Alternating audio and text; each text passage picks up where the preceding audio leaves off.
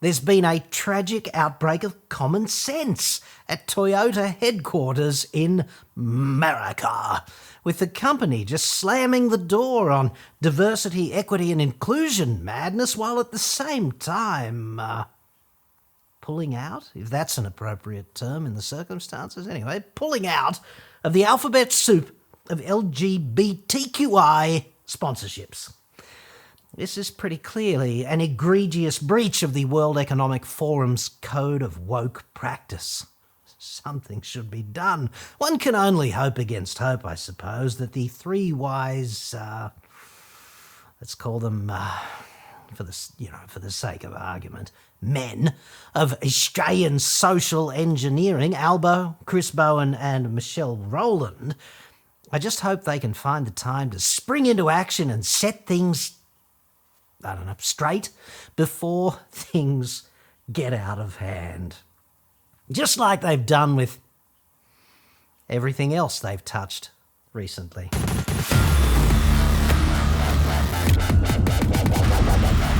I'm John Cadogan from AutoExpert.com.au. New cars cheap, but, Australia only. Website. Come! Why has the big T taken this seemingly bold step? Well, apparently, mainlining the woke agenda is kind of bad for business. Who knew? It didn't stop those geniuses from our national airline from graffitiing its jets, I note. Welcome to country, dude.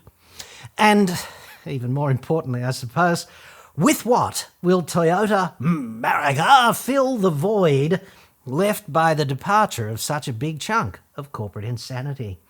According to itself, Toyota will narrow community activities to align with STEM education and workforce readiness. Jesus, I didn't know it was that bad. We are, of course, looking at a full-blown outbreak, just as I had feared.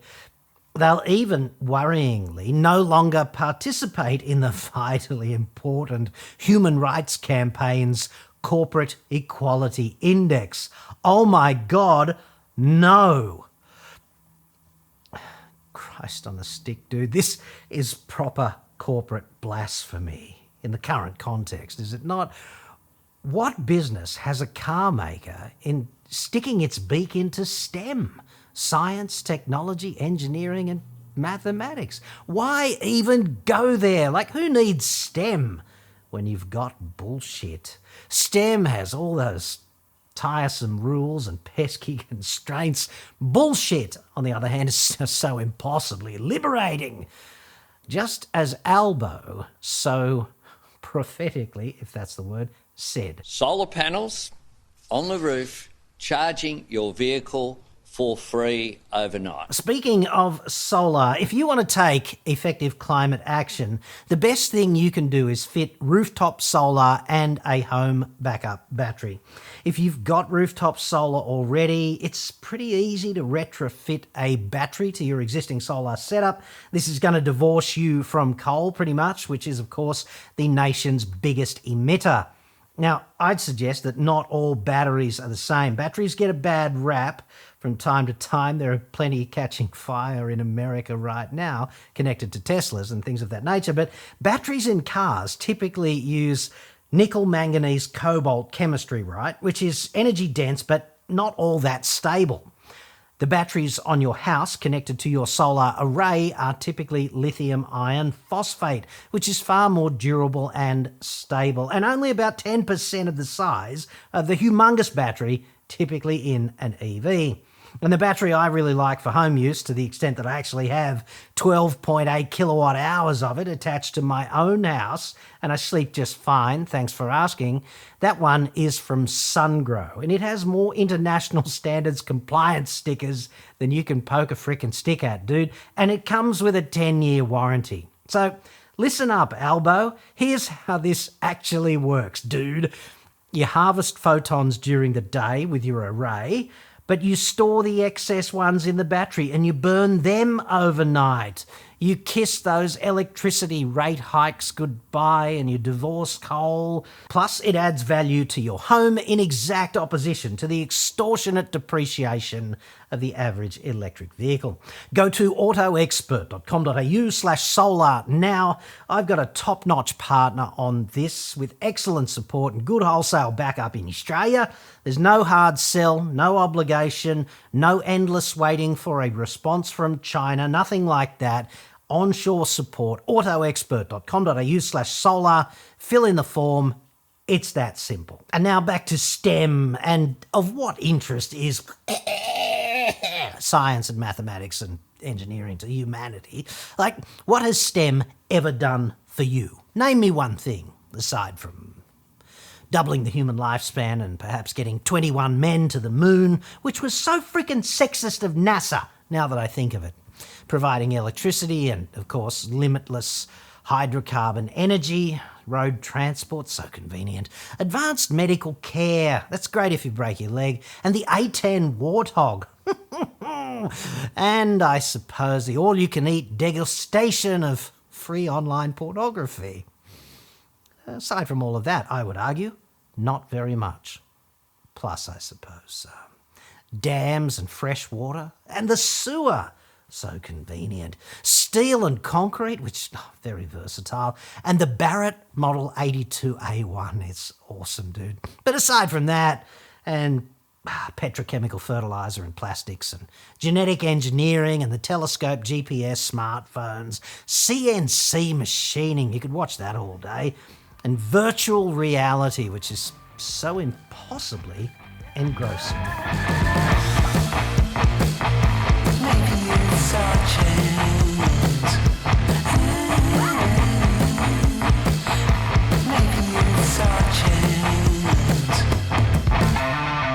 See what I mean? Like, totally engrossing. And I do wonder what she was doing in there.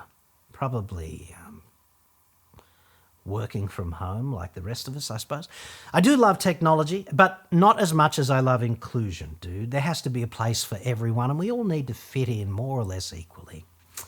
Now, 1 week earlier than Toyota's anti-woke redirection announcement, a pesky filmmaker activist who was a bit of a thorn in the side, I suppose, named Robbie Starbuck, criticised several, let's call them, I don't know, seemingly strange, to me at least, personal opinion, for a car maker, seemingly strange initiatives at Big T America, including the formation of so-called employee resource groups, which appeared to separate people by things such as race and gender, which sounds like the opposite of inclusion to me, but perhaps I'm missing something. And just going out further on the limb of this one, if you don't mind, I bet they didn't have one for straight white men who'd always been, biologically male. Just a guess. The Buckster also highlighted that the Big T had chosen to fund groups opposing laws that would ban children from gender transition, which I'm sure is a dead-set contentious issue, but what does it have to do with cars and making them and selling them? Like, come on. Hilariously, they were also sponsoring a drag queen program at a summer camp for children. Now, I can remember being a kid. It was a long time ago, but we never had one of those. Like, not officially, anyway.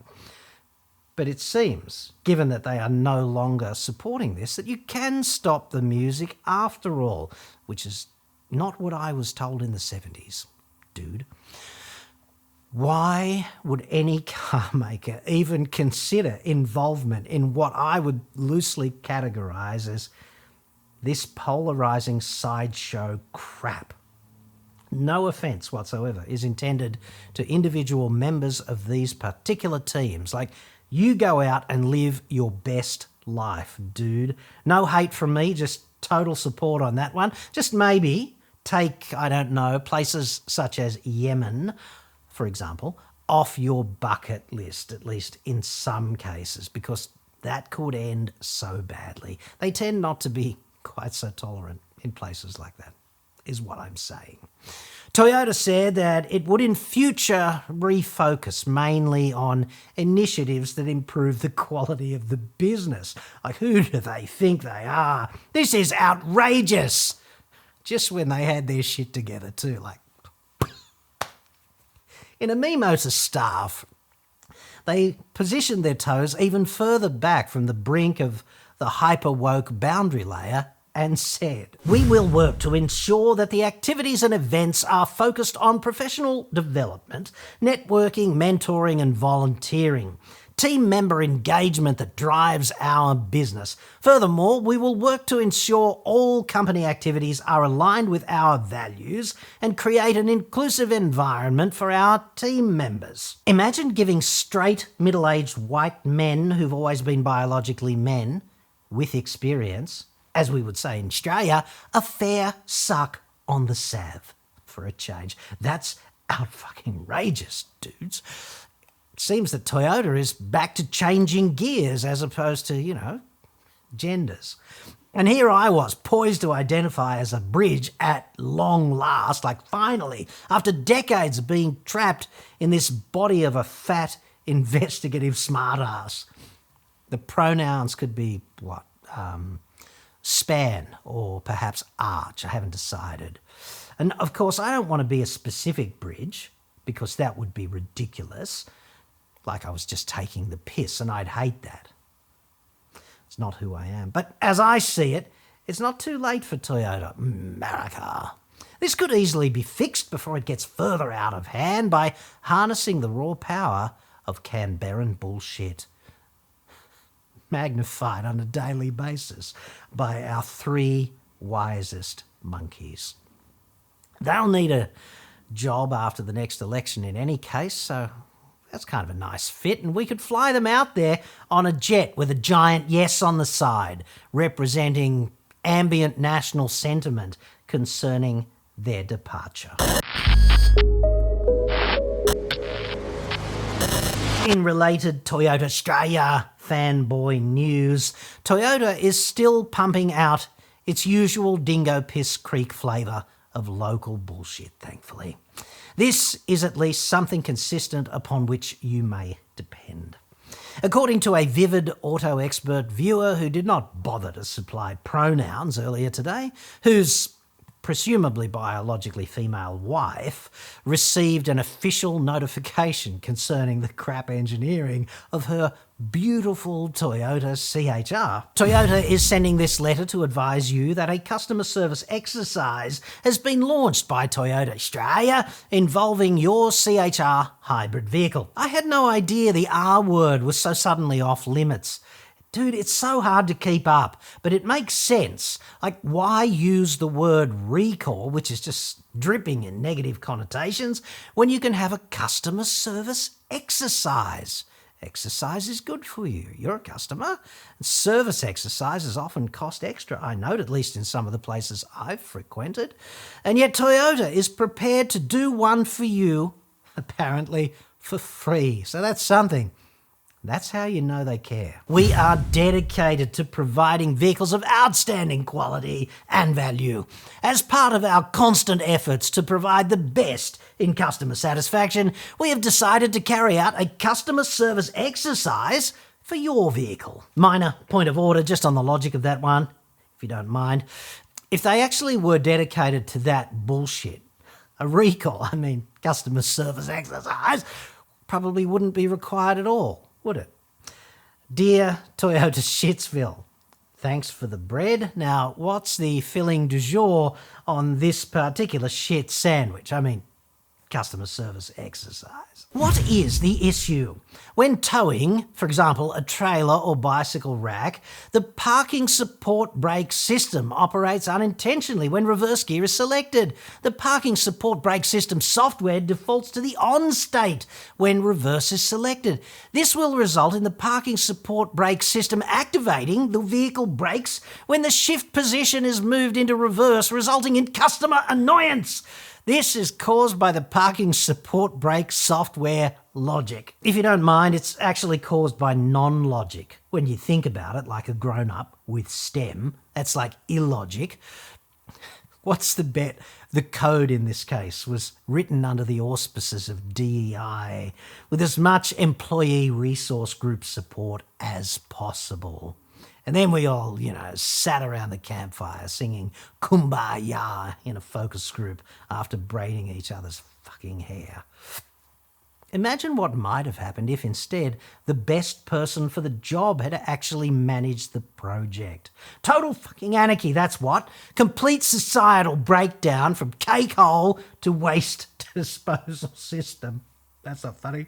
That's what. You mark my words, dude. STEM is the work of Satan, patron saint of mechanical engineers, scientists, and of course, welders. Proud author of the second law of thermodynamics.